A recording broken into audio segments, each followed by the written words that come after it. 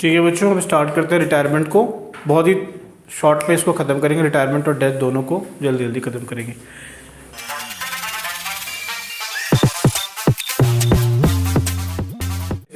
चलिए बच्चों, तो हम लोग रिटायरमेंट ऑफ अ पार्टनर पे फटाफट करते हैं शुरू। राइट, चलिए तो रिटायरमेंट ऑफ पार्टनर को देखते हैं। रिटायरमेंट ऑफ पार्टनर का मतलब क्या होता है? पार्टनर नहीं रहता, ठीक है ना, लेकिन बाकी लोग जो हैं वो रहेंगे, वो व्यापार करेंगे, बिजनेस करेंगे। So remaining partners are continue to carry on business activity, ठीक है ना। क्या क्या कंडीशंस हैं ये याद रखना है, बस आपको क्या याद रखना है, 1 मार्कर के लिए याद क्या रखना है, agreement to that effect, all partners agree to that effect. अगर पार्टनर से विल पे हो तो एक रिटर्न नोटिस रिमेनिंग पार्टनर को पकड़ा देगा और वो पार्टनर रिटायर कर जाएगा। ठीक, रिटायरिंग पार्टनर की लायबिलिटी क्या है ये देखना है, ये भी आपके सवाल पूछे जा सकते हैं, इसलिए बहुत ही महत्वपूर्ण है। तो बिफोर रिटायरमेंट और आफ्टर रिटायरमेंट क्या लायबिलिटी होगी, ध्यान से देखना है इसको। Before retirement liable for all acts up to the date, जितने भी काम किए गए हैं अप टू द डेट उसके लिए लायबल होगा, ठीक है ना। रिटायरमेंट की डेट तक जितने भी पार्टनरशिप फर्म ने काम किए हैं सबके लिए लायबल होगा।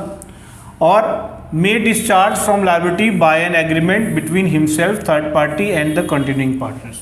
कैसे डिस्चार्ज हो सकता है? अपने मतलब जो आज रिटायर किया और आज के डेट से पहले जितनी भी उसकी लायबिलिटी है, फर्म की लायबिलिटी है, उस सब में ये साझेदार है, लेकिन चाहे तो उन सब में से ये डिस्चार्ज हो सकता है, यानी इसको डिस्चार्ज किया जा सकता है। कैसे? अगर बाकी सारे पार्टनर्स और जो थर्ड पार्टी जिसके लिए फर्म लायबल है वो एग्री हो जाती है। तो that is the second point.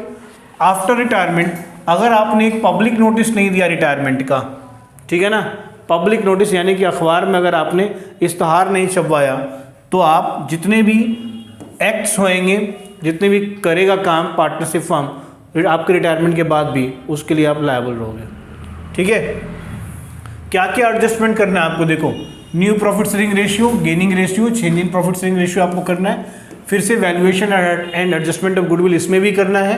Revaluation of assets, reserves, amount due to retiring partner, ये एक इंपॉर्टेंट पॉइंट है, ये आप ऑलरेडी पहले पढ़ चुके हो इसलिए इसको करने की जरूरत नहीं है, समझ गए। Payment to the retiring partner और एडजस्टमेंट ऑफ कैपिटल्स। ओके, यहाँ देखिए change in profit sharing ratio क्या हो जाएगा, new profit sharing ratio, gaining ratio. When one partner retires and the NPSR among remaining partner is not given, ध्यान में रखिएगा, एक पार्टनर रिटायर कर रहा है और एनपीएसआर रिमेनिंग पार्टनर का नहीं गिवन है, तो इसका मतलब हो गया remaining partner shall continue to share profits and losses in the old ratio. ठीक है, when the remaining partners also take profit, एक मिनट इससे पहले मैं यहाँ कर दूँ, when information is not given, as far as gaining की बात कर रहा हूँ, तो जो प्रॉफिट शेयरिंग रेशियो है एग्जिस्टिंग पार्टनर्स का वही उनका गेनिंग रेशियो है, समझ गए। When new profit sharing ratio is given, तो न्यू में से ओल्ड को माइनस कर दीजिए, गेन निकल जाएगा। गॉट माई पॉइंट, आगे आ जाइए। मैंने कहा था कि when the remaining partner takes profit share of the retiring partner in the agreed ratio, तो जितना भी उससे लिया है वो इसमें जोड़ दो तो नया प्रॉफिट शेयर रेशियो आ जाएगा, ठीक है ना। रिटायरिंग पार्टनर से आपने जितना भी लिया है उसको आप क्या करेंगे, ऐड कर देंगे आप अपनी पुरानी प्रॉफिट शेयर में, तो आपका न्यू प्रॉफिट शेयर निकल जाएगा। ठीक, अगर retiring partner share is taken by the remaining partner in specific ratio, तो जो भी वो स्पेसिफिक रेशियो होगा वही आपकी गेनिंग रेशियो हो जाएगी। समझ में आ रही बात? चलिए, unless agreed otherwise NPSR among remaining partner is equal to old profit share and gaining ratio is equal to old profit sharing ratio, ये याद रख लेना है। प्रश्न में अगर कुछ नहीं दिया हुआ हो तो ये मान के चलेंगे, इसलिए मैंने लिख दिया अनलेस अग्रीड अदरवाइज।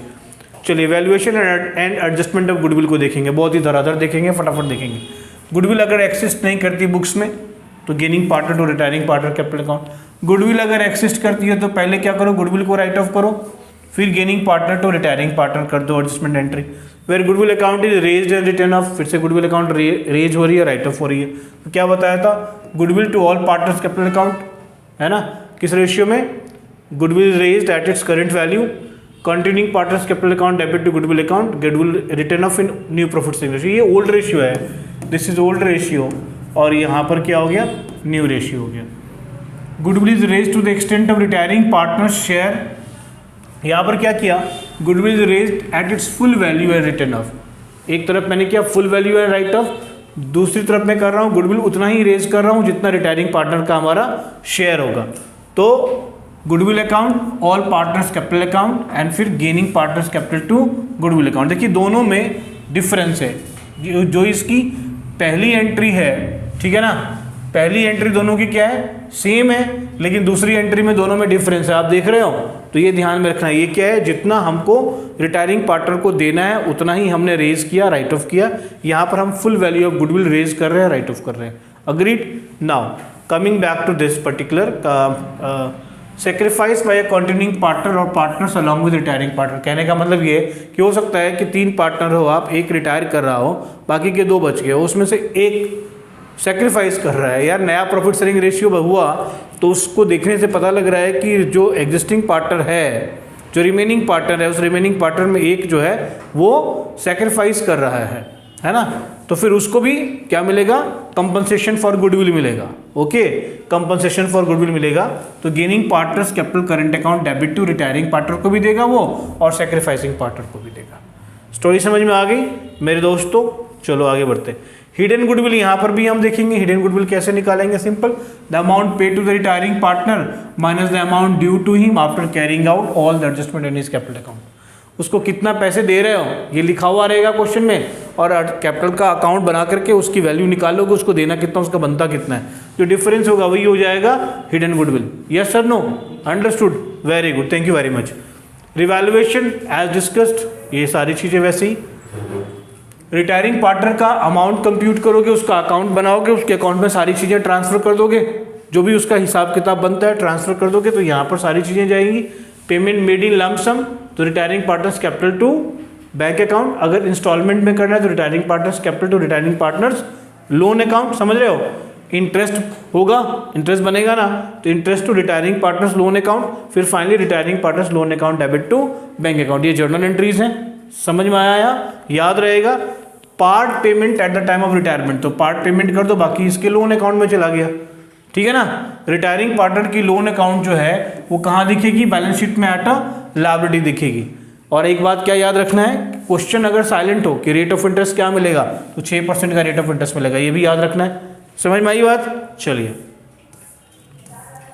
आगे बढ़ते हैं।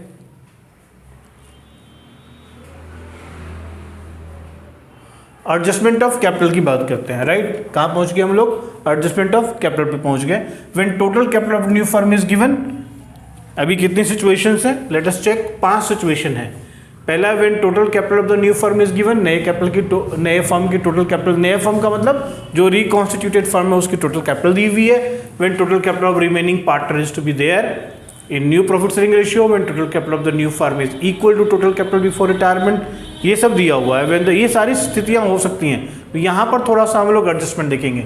Proportionate new capital is equal to adjusted capital deficit, proportionate new capital less than adjusted capital, तो सरप्लस हो गया, याद रहेगा आपको। Proportionate new capital more than adjusted capital है, इसका मतलब डेफिसिट है, ठीक है ना। यानी जो प्रोपोर्शनेट कैपिटल है वो अगर एडजस्टेड कैपिटल से कम है, ज़्यादा है तो डेफिसिट, और अगर कम है तो surplus. Total adjusted capital of remaining partners in new profit sharing ratio minus adjusted capital of each remaining partner, तो अगर ये प्लस हो गया तो डेफिसिट हो गया, और अगर ये माइनस हो गया तो क्या हो गया, सरप्लस हो गया।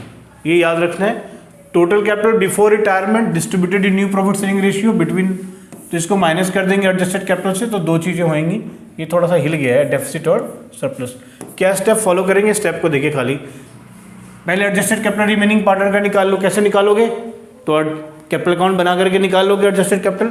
फिर total capital of new firm कैसे लिखोगे, जो पहला वन है उसको shortage amount if any to pay retiring partner, इसको हम कहते हैं कि मान लो अगर हमारे पास बैंक में कुछ पैसे रहने चाहिए और फिर उसको हमको पे करना है, ठीक है ना, अगर ऐसी सिचुएशन बनती है तो आप क्या करेंगे, total capital of new firm step 1 में जो कैलकुलेट किया वो plus shortage of amount if any to pay retiring partner कर लिया हमने। स्टेप 3 में क्या करेंगे, step 2 in new profit sharing ratio is equal to new capital of remaining partners. फिर क्या करेंगे, स्टेप 3 माइनस स्टेप 1 करेंगे, तो प्लस हुआ तो डेफिसिट, माइनस हुआ तो सरप्लस। क्या स्टेप फॉलो करेंगे 5वें में, तो calculate adjusted capital of remaining partners total capital of new firm. ये हमने क्या किया, total adjusted capital of remaining partner plus amount payable to retiring partner minus existing cash balance plus minimum cash balance. ये cash balance वाला बहुत ही important question आता है। इसमें कई बार होता है कि भाई पेमेंट करने के बाद फर्म के पास इतने कैश होने चाहिए, तो उस केस में हम क्या करेंगे, total adjusted capital of remaining partner का एडजस्टेड कैपिटल निकाल लिया, amount payable to retiring partner को भी प्लस कर दिया, माइनस कर दिया एग्जिस्टिंग कैश बैलेंस आपके पास में कितना है, और प्लस कर दिया मिनिमम कैश बैलेंस रिक्वायर्ड, कितना कैश बैलेंस फाइनली आपके पास में रहना चाहिए रिटायरमेंट के बाद। ठीक, proportionate new capital of remaining partner step में से माइनस कर देंगे स्टेप 1 को, तो डेफिसिट सरप्लस आ जाएगा। रिटायरमेंट में ऑलमोस्ट इतने ही काम है, लास्ट में जाकर के कैश बैलेंस वाला होता है, उससे पहले एडजस्टमेंट की बात होती है। तो रिटायरमेंट आपका खत्म हो गया, आगे हम लोग बढ़ेंगे, डेथ ऑफ अ पार्टनर आ जाएगा। डेथ ऑफ अ पार्टनर को देख ले, इसमें सारे एडजस्टमेंट आप करेंगे रिटायरमेंट की ही तरह, कोई अंतर नहीं आएगा। बस डेथ ऑफ अ पार्टनर में सिंपल सी चीज़ ये होती है कि डेथ जो है वो आपका अनप्रिडिक्टेड होता है, किसी भी समय हो सकता है। इसलिए यहाँ पर एक प्रॉब्लम आती है, जितने लास्ट बैलेंस शीट डेट से लेकर के अभी तक के डेट के, जिस डेट को उसकी मृत्यु हुई है उस बीच का प्रॉफिट का कैलकुलेशन करना, ये एक प्रॉब्लम होती है उसमें।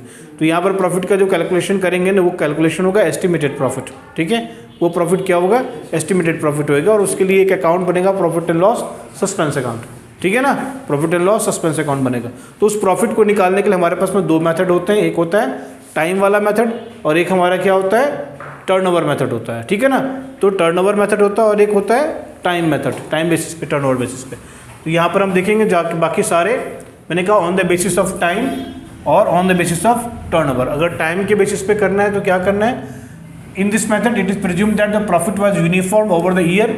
तो profit of the previous year ले लो into time after the closure of the previous year to the date of death into profit share. Simple ले लो, part of the profit of the previous year time after the closure of the previous year to the date of death into profit share कर दिया आपने, हमारा निकल गया on the basis of time.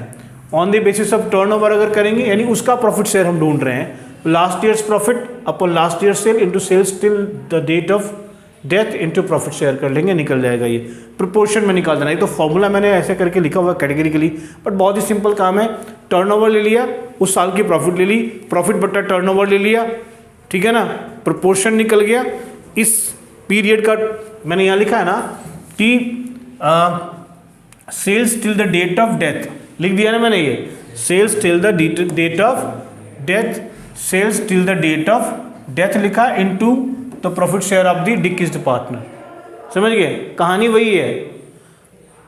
Journal entries पास करेंगे in case of profit तो profit and loss suspense to deceased partners capital account, in case of loss deceased partners capital account debit to profit and loss suspense account. ठीक है ना, where profit sharing ratio of the continuing partners change. अगर continuing partner का भी profit share change हो गया तो भाई वो भी एक मतलब उसका भी नुकसान हुआ ना। अगर किसी का नुकसान हुआ तो किसी का गेन हुआ, जिसका गेन हुआ वो गेन करेगा टू सैक्रिफाइसिंग पार्टनर को। तो क्या हो जाएगा, profit and loss suspense to डिक्रीज पार्टनर्स कैपिटल अकाउंट। एक तो ये बात हो गई, ठीक है ना, gaining partners capital account to profit and loss suspense account, और gaining partners capital account debit to डिक्रीज पार्टनर्स कैपिटल अकाउंट। इस केस के अंदर हमने देखा, दूसरे केस के अंदर लॉस हो गया तो डिक्रीज partners capital account debit to profit and loss suspense account, और नीचे भरे डिक्रीज partners capital account debit to profit and loss suspense, profit and loss suspense to gaining partners capital account, या डिक्रीज partners capital account to gaining partners capital account. ये करेंगे। Loss के case में उल्टा एंट्री हो जाएगा, जो एंट्री प्रॉफिट के केस में हो रहा है उसी का उल्टा एंट्री आप देख रहे हो, रिवर्स एंट्री गेन के केस में, लॉस के केस में हो रहा है। ठीक है, as the partner is no more, तो जितने भी अमाउंट उसको पे करना है वो इसके लीगल हियर को पे करेंगे।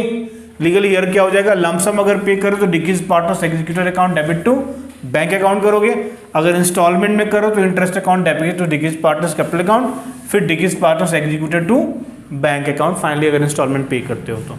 Unless otherwise agreed, rate of interest on instalment is 6% per annum. याद रहेगा, जैसे रिटायरमेंट के केस में 6% पर एनम होता है, वैसे ही डेथ के केस में भी 6% पर एनम होता है। Alright, so it's all over. ठीक है, this way we have finished the entire video. Fine, thank you very much, bye for the time.